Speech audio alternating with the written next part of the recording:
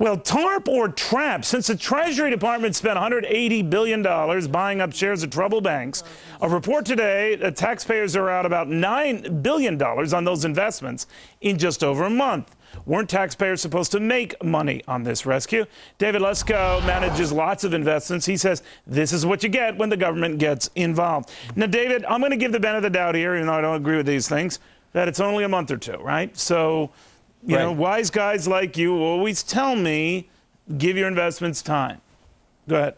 Well, Neil, you're really changing the tune over the last couple of segments you've done here. But, yeah, I mean, it's too early to tell how the government's investments are going to turn out on this. I think a lot of these investments are 10-year investments, or structured as 10-year investments. But the banks that they've invested in have underperformed relative to the rest of the financial sector of the S&P 500, and you might think that because they got an infusion of cheap capital, they would have outperformed.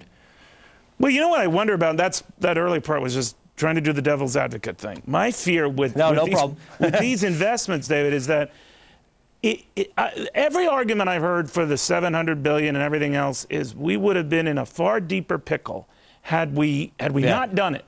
And then I'm looking at these declines over just the last month. I'm looking at the almost 4,000 Dow points that we've surrendered since this rescue was first talked about. And I'm saying, you know what? I would have rolled the dice. I would have rolled the dice. And not intervened? Right.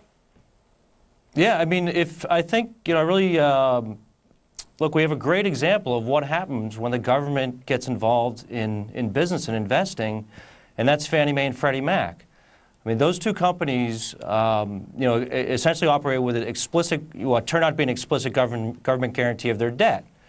With that sort of unbeatable competitive advantage in the market, because if Fannie Mae and Freddie Mac want to make a loan, nobody can compete with them because their capital's so cheap.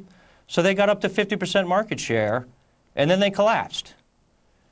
And so it definitely feels a little bit like we're throwing. It does, it feels like we're throwing good money after bad. And we seem to keep doing that. David, thank you very much. Sure thing. Well, a new economic